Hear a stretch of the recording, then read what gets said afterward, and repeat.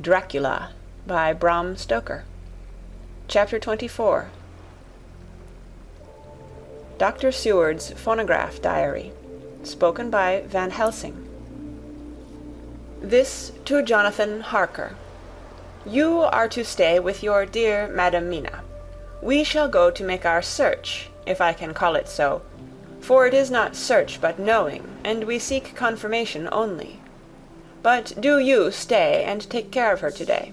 This is your best and most holiest office. This day nothing can find him here.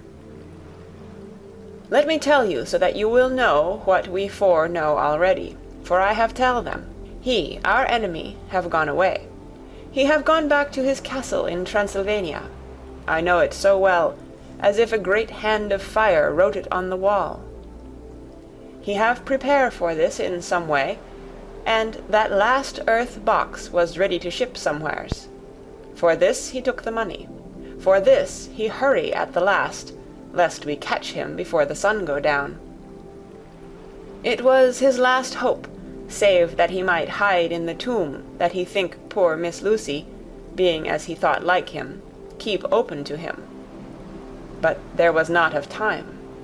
When that fail, he makes straight for his last resource, his last earthwork, I might say, did I wish double entente. He is clever, oh so clever. He know that his game here was finish, and so he decide he go back home. He find ship going by the route he came, and he go in it. We go off now to find what ship and whither bound. When we have discovered that, we come back and tell you all. Then we will comfort you and poor Madam Mina with new hope. For it will be hope when you think it over that all is not lost. This very creature that we pursue, he take hundreds of years to get so far as London, and yet in one day, when we know of the disposal of him, we drive him out. He is finite, though he is powerful to do much harm, and suffers not as we do. But we are strong, each in our purpose, and we are all more strong together. Take heart afresh, dear husband of Madam Mina. This battle is but begun, and in the end we shall win. So sure as that God sits on high to watch over his children.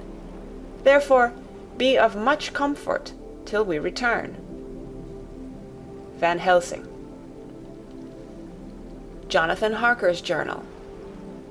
4th of October. When I read to Mina Van Helsing's message in the phonograph, the poor girl brightened up considerably. Already the certainty that the Count is out of the country has given her comfort. And comfort is strength to her. For my own part, now that his horrible danger is not face to face with us, it seems almost impossible to believe in it. Even my own terrible experiences in Castle Dracula seem like a long-forgotten dream, here in the crisp autumn air, in the bright sunlight. Alas, how can I disbelieve? In the midst of my thought, my eye fell on the red scar on my poor darling's white forehead. Whilst that lasts, there can be no disbelief. Mina and I fear to be idle, so we have been over all the diaries again and again. Somehow, although the reality seem greater each time, the pain and the fear seem less. There is something of a guiding purpose manifest throughout, which is comforting. Mina says that perhaps we are the instruments of ultimate good. It may be. I shall try to think as she does. We have never spoken to each other yet of the future. It is better to wait till we see the professor and the others, after their investigations. The day is running by more quickly than I ever thought a day could run for me again. It is now 3 o'clock. Mina Harker's Journal. 5th of October, 5 p.m. Our meeting for report. Present, Professor Van Helsing, Lord Godalming, Dr. Seward, Mr. Quincy Morris, Jonathan Harker, Mina Harker. Van Helsing described what steps were taken during the day to discover on what boat and whither bound Count Dracula made his escape. As I knew that he wanted to get back to Transylvania, I felt sure that he must go by the Danube mouth, or by somewhere in the Black Sea, since by that way he come. It was a dreary blank that was before us. Omne ignotum pro magnifico, and so with heavy hearts we start to find what ships leave for the Black Sea last night. He was in sailing ship, since Madam Mina tell of sails being set. These not so important as to go in your list of the shipping in the Times, and so we go, by suggestion of Lord Godalming, to your Lloyd's, where are note of all ships that sail, however so small. There we find that only one Black Sea-bound ship go out with the tide. She is the Czarina Catherine, and she sail from Doolittle's wharf for Varna, and thence to other ports and up the Danube. So, said I, this is the ship whereon is the Count. So off we go to Doolittle's wharf, and there we find a man in an office. From him we inquire of the goings of the Czarina Catherine. He swear much, and he red face and loud of voice, but he good fellow all the same. And when Quincey give him something from his pocket which crackle as he roll it up, and put it in a so small bag which he have hid deep in his clothing, he still better fellow and humble servant to us. He come with us, and ask many men who are rough and hot. These be better fellows too, when they have been no more thirsty. They say much of blood and bloom, and of others which I comprehend not, though I guess what they mean. But nevertheless, they tell us all things which we want to know. They make known to us among them how last afternoon, at about 5 o'clock, comes a man so hurry, a tall man, thin and pale, with high nose and teeth so white, and eyes that seem to be burning. That he be all in black, except that he have a hat of straw, which suit not him or the time. That he scatter his money in making quick inquiry as to what ship sails for the Black Sea, and for where. Some took him to the office, and then to the ship, where he will not go aboard, but halt at shore end of gangplank, and ask that the captain come to him. The captain come, when told that he will be pay well, and though he swear much, at the first he agree to term. Then the thin man go, and some one tell him where horse and cart can be hired. He go there, and soon he come again, himself driving cart, on which a great box. This he himself lift down, though it take several to put it on truck for the ship. He give much talk to captain as to how and where his box is to be placed. But the captain like it not, and swear at him in many tongues, and tell him that if he like he can come and see where it shall be. But he say no, that he come not yet, for that he have much to do. Whereupon the captain tell him that he had better be quick, with blood, for that his ship will leave the place, of blood, before the turn of the tide, with blood. Then the thin man smile, and say that of course he must go when he think fit, but he will be surprised if he go quite so soon.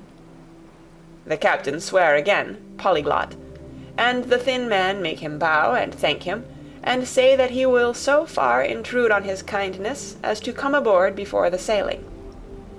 Final, the captain, more red than ever, and in more tongues, tell him that he doesn't want no Frenchmen, with bloom upon them, and also with blood, in his ship, with blood on her also.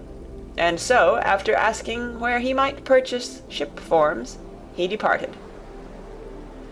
No one knew where he went, or bloomin' well cared, as they said, for they had something else to think of, well with blood again. For it soon became apparent to all that the Czarina Catherine would not sail as was expected. A thin mist began to creep up from the river, and it grew and grew, till soon a dense fog enveloped the ship and all around her. The captain swore polyglot, very polyglot, polyglot with bloom and blood, but he could do nothing. The water rose and rose, and he began to fear that he would lose the tide altogether. He was in no friendly mood when, just at full tide, the thin man came up the gangplank again, and asked to see where his box had been stowed. Then the captain replied that he wished he and his box, old and with much bloom and blood, were in hell. But the thin man did not be offend, and went down with the mate and saw where it was placed, and came up and stood a while on deck in fog. He must have come off by himself, for none notice him. Indeed, they thought not of him, for soon the fog began to melt away, and all was clear again. My friends of the thirst and the language that was of bloom and blood laughed, as they told how the captain's swears exceeded even his usual polyglot, and was more than ever full of picturesque, when on questioning other mariners who were on movement up and down the river that hour, he found that few of them had seen any of fog at all, except where it lay round the wharf. However, the ship went out on the ebb tide, and was doubtless by morning far down the river mouth. She was then, when they told us, well out to sea. And so, my dear Madam Mina, it is that we have to rest for a time, for our enemy is on the sea, with the fog at his command, on his way to the Danube mouth. To sail a ship takes time, go she never so quick.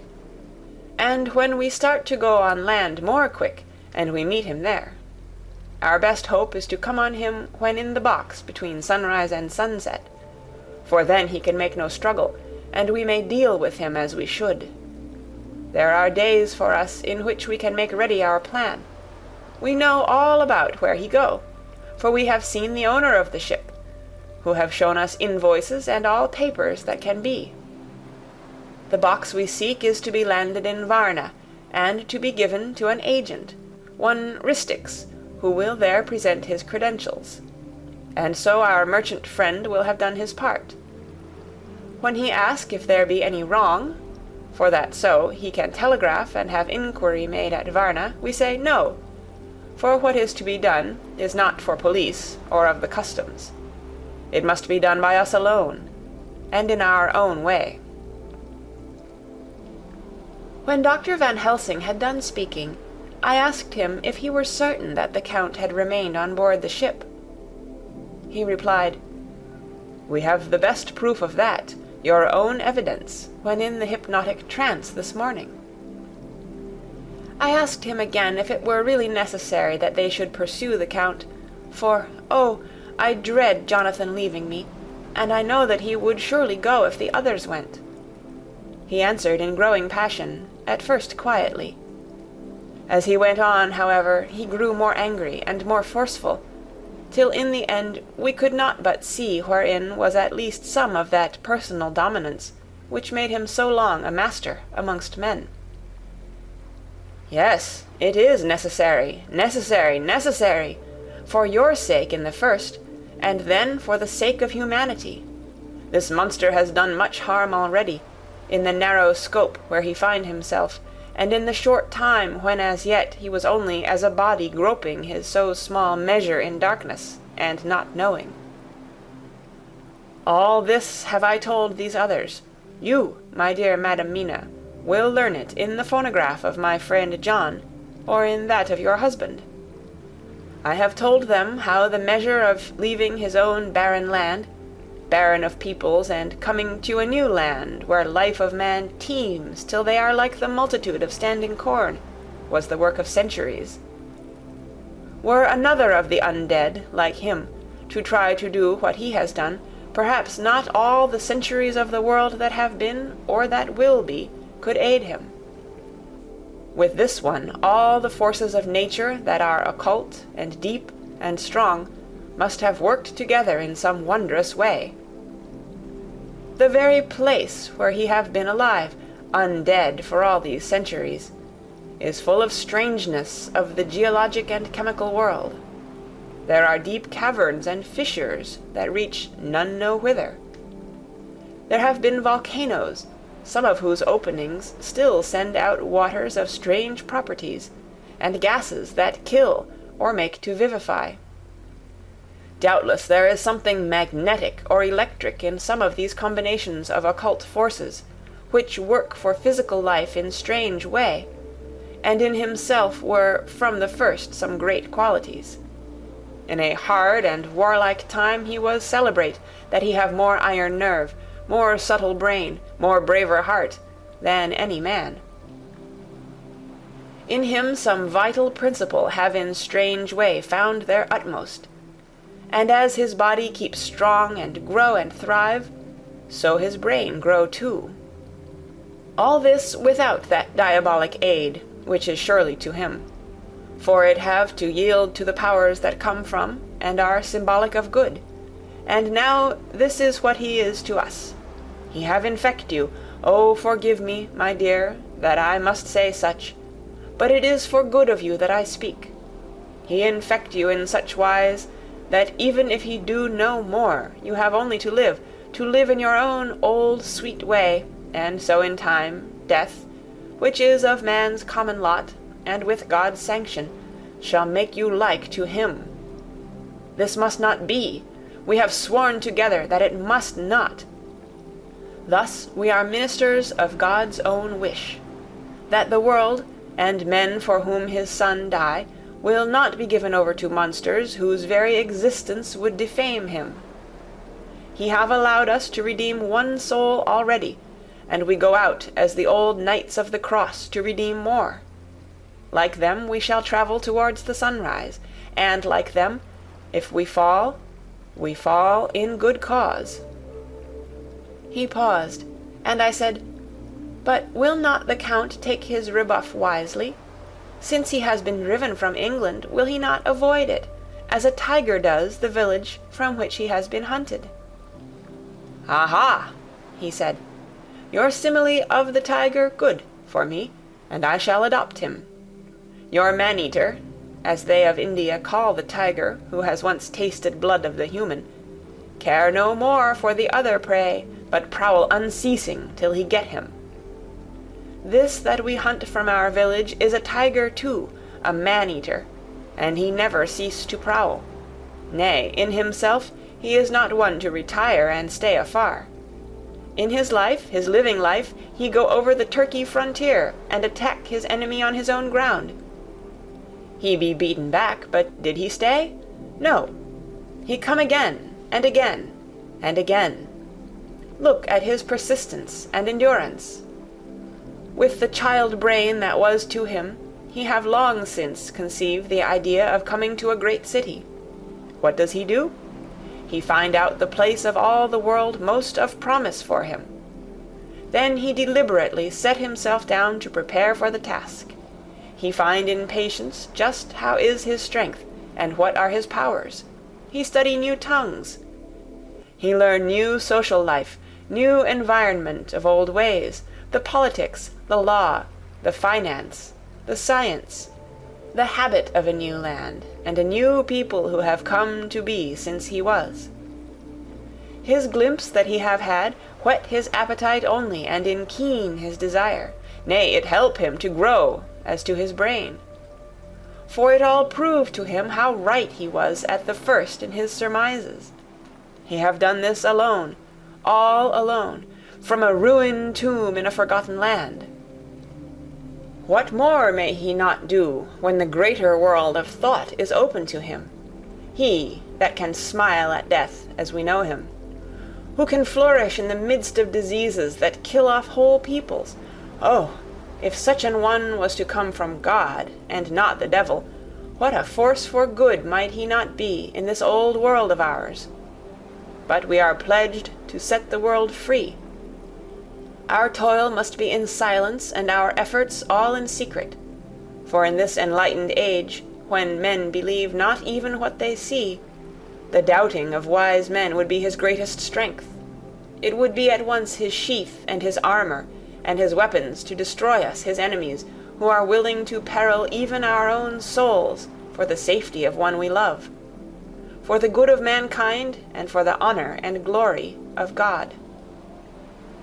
After a general discussion, it was determined that for tonight nothing be definitely settled, that we should all sleep on the facts, and try to think out the proper conclusions. Tomorrow at breakfast we are to meet again, and after making our conclusions known to one another, we shall decide on some definite cause of action. I feel a wonderful peace and rest tonight.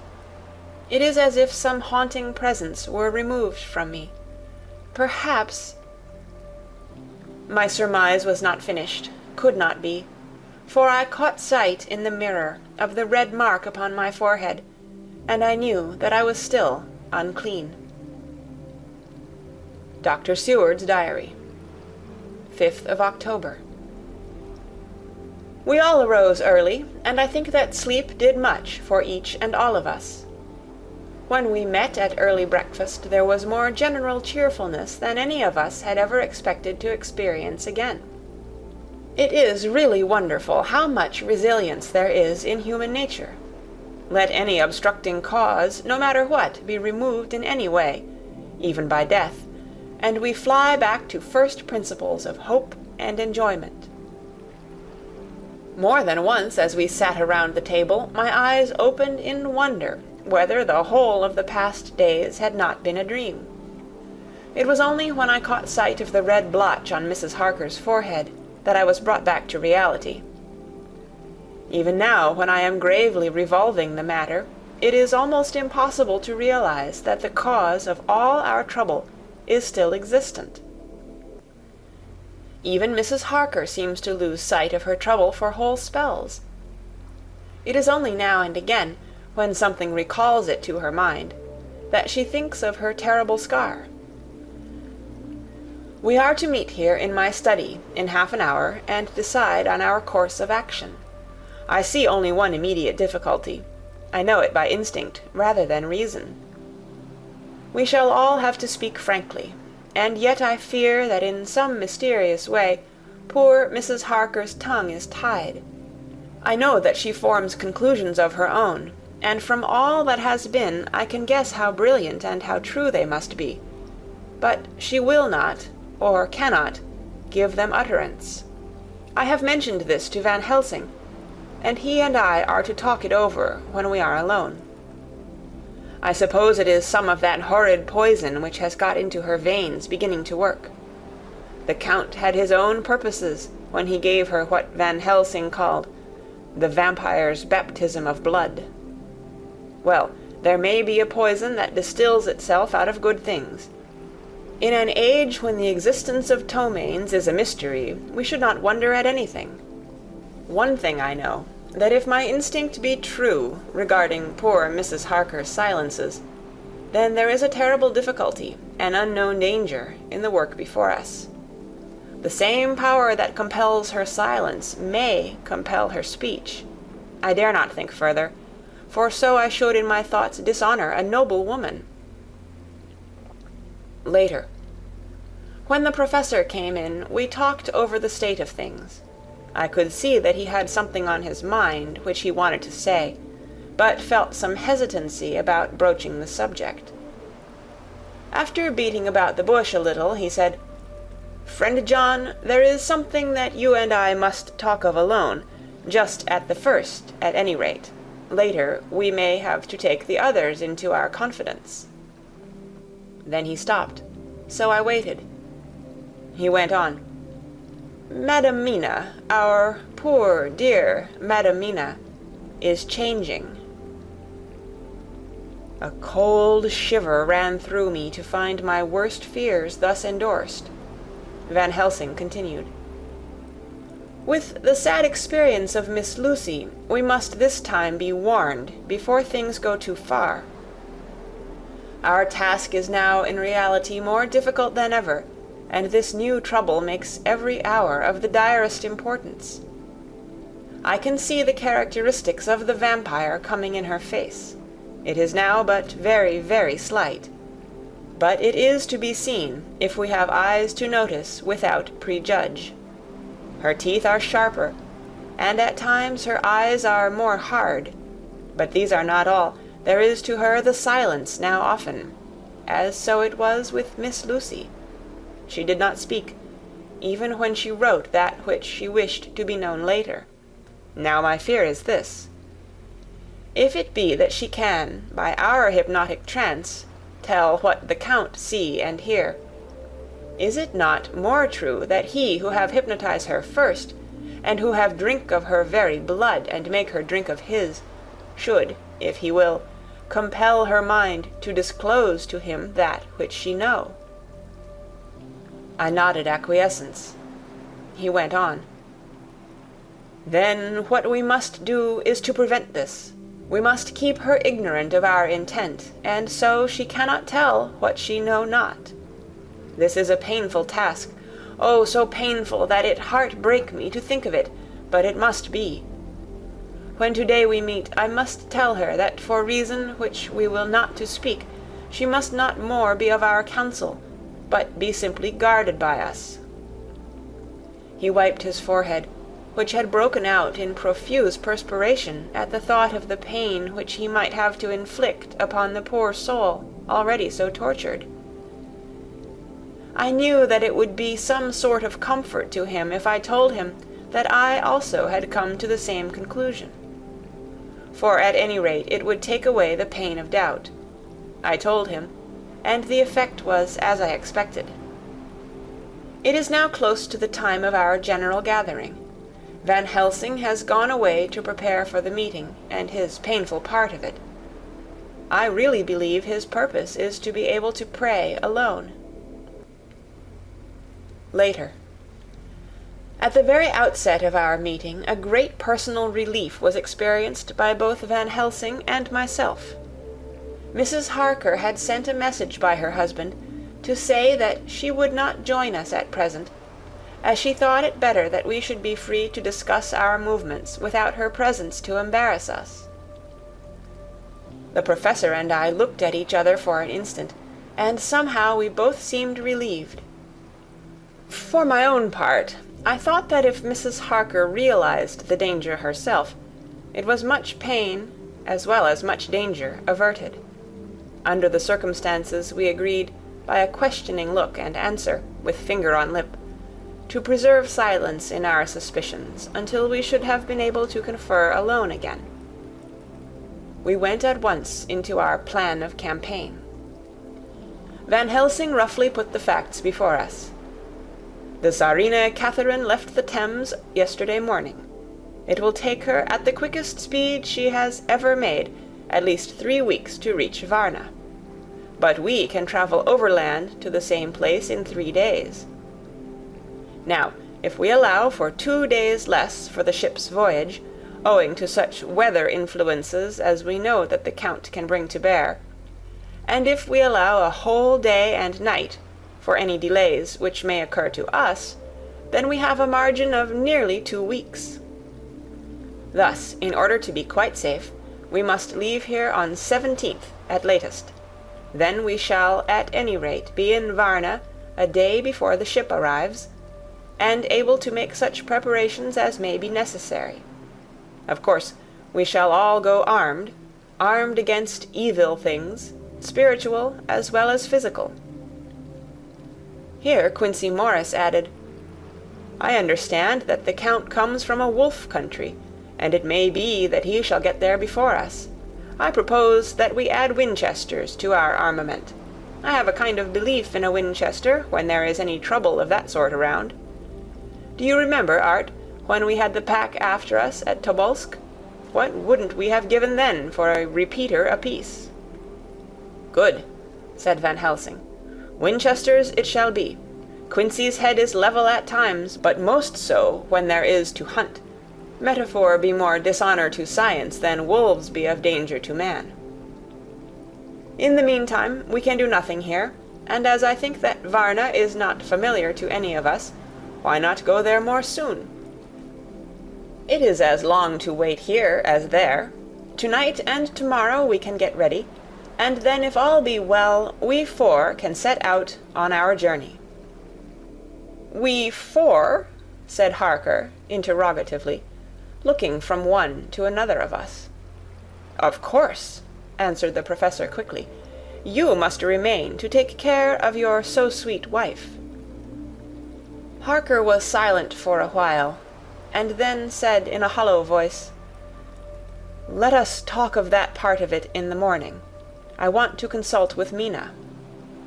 I thought that now was the time for Van Helsing to warn him not to disclose our plan to her, but he took no notice. I looked at him significantly and coughed. For answer he put his finger to his lips and turned away. Jonathan Harker's Journal, 5th of October, afternoon. For some time after our meeting this morning I could not think. The new phases of things leave my mind in a state of wonder which allows no room for active thought. Mina's determination not to take any part in the discussion set me thinking. And as I could not argue the matter with her, I could only guess. I am as far as ever from a solution now. The way the others received it, too, puzzled me. The last time we talked of the subject we agreed that there was to be no more concealment of anything amongst us. Mina is sleeping now, calmly and sweetly, like a little child. Her lips are curved, and her face beams with happiness. Thank God, there are such moments still for her. Later. How strange it all is! I sat watching Mina's happy sleep, and I came as near to being happy myself as I suppose I shall ever be. As the evening drew on, and the earth took its shadows from the sun sinking lower, the silence of the room grew more and more solemn to me. All at once Mina opened her eyes, and, looking at me tenderly, said, "Jonathan, I want you to promise me something on your word of honor, a promise made to me, but made holily in God's hearing, and not to be broken though I should go down on my knees and implore you with bitter tears. Quick, you must make it to me at once." "Mina," I said, "a promise like that I cannot make at once. I may have no right to make it."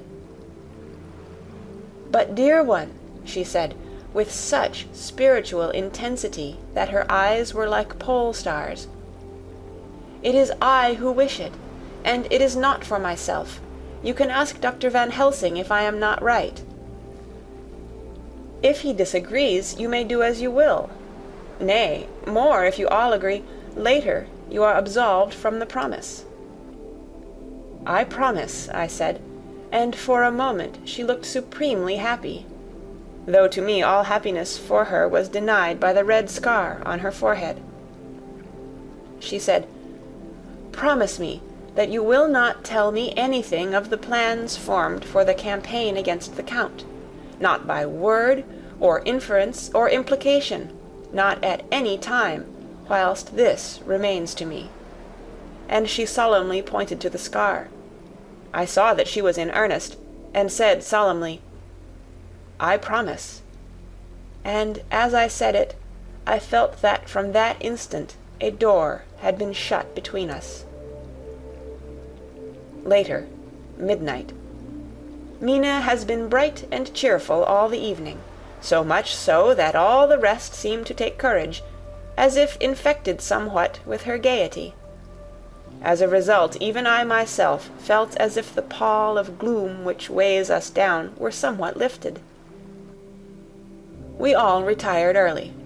Mina is now sleeping like a little child. It is a wonderful thing that her faculty of sleep remains to her in the midst of her terrible trouble. Thank God for it, for then at least she can forget her care. Perhaps her example may affect me as her gaiety did tonight. I shall try it. Oh, for a dreamless sleep. 6th of October, morning. Another surprise. Mina woke me early, about the same time as yesterday, and asked me to bring Dr. Van Helsing. I thought that it was another occasion for hypnotism, and without question went for the professor. He had evidently expected some such call, for I found him dressed in his room. His door was ajar, so that he could hear the opening of the door of our room. He came at once. As he passed into the room, he asked Mina if the others might come too. "No," she said quite simply. "It will not be necessary. You can tell them just as well. I must go with you on your journey." Dr. Van Helsing was as startled as I was. After a moment's pause, he asked, "But why?" "You must take me with you. I am safer with you, and you shall be safer too." "But why, dear Madam Mina? You know that your safety is our solemnest duty. We go into danger to which you are, or may be, more liable than any of us from circumstances, things that have been." He paused, embarrassed.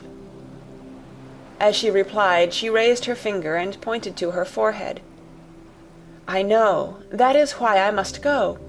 I can tell you now, whilst the sun is coming up, I may not be able again. I know that when the Count wills me, I must go. I know that if he tells me to come in secret, I must, by wile, by any device to hoodwink, even Jonathan." God saw the look that she turned on me as she spoke, and if there be indeed a recording angel, that look is noted to her everlasting honor. I could only clasp her hand. I could not speak. My emotion was too great for even the relief of tears. She went on. "You men are brave and strong. You are strong in your numbers, for you can defy that which would break down the human endurance of one who had to guard alone. Besides, I may be of service, since you can hypnotize me, and so learn that which even I myself do not know." Dr. Van Helsing said gravely, "Madam Mina, you are, as always, most wise. You shall with us come, and together we shall do that which we go forth to achieve." When he had spoken, Mina's long spell of silence made me look at her. She had fallen back on her pillow, asleep. She did not even wake when I had pulled up the blind and let in the sunlight which flooded the room. Van Helsing motioned to me to come with him quietly. We went to his room, and within a minute Lord Godalming, Dr. Seward, and Mr. Morris were with us also. He told them what Mina had said, and went on. "In the morning we shall leave for Varna. We have now to deal with a new factor, Madam Mina. Oh, but her soul is true. It is to her an agony to tell us so much as she has done. But it is most right, and we are warned in time. There must be no chance lost, and in Varna we must be ready to act the instant when that ship arrives." "What shall we do exactly?" asked Mr. Morris laconically. The professor paused before replying. "We shall at the first board that ship. Then, when we have identified the box, we shall place a branch of the wild rose on it. This we shall fasten, for when it is there none can emerge. So that, at least, says the superstition. And to superstition must we trust at the first. It was man's faith in the early, and it have its root in faith still. Then, when we get the opportunity that we seek, when none are near to see, we shall open the box, and all will be well." "I shall not wait for any opportunity," said Morris. "When I see the box, I shall open it and destroy the monster, though there were 1,000 men looking on, and if I am to be wiped out for it the next moment." I grasped his hand instinctively and found it as firm as a piece of steel. I think he understood my look. I hope he did. "Good boy," said Dr. Van Helsing. "Brave boy. Quincy is all man. God bless him for it. My child, believe me, none of us shall lag behind or pause from any fear. I do but say what we may do, what we must do. But indeed, we cannot say what we may do. There are so many things which may happen, and their ways and their ends are so various, that until the moment we may not say. We shall all be armed in all ways, and when the time for the end has come, our effort shall not be lack. Now let us today put all our affairs in order, Let all things which touch on others dear to us, and who on us depend, be complete. For none of us can tell what, or when, or how the end may be. As for me, my own affairs are regulate, and as I have nothing else to do, I shall go make arrangements for the travel. I shall have all tickets and so forth for our journey." There was nothing further to be said, and we parted. I shall now settle up all my affairs of earth, and be ready for whatever may come.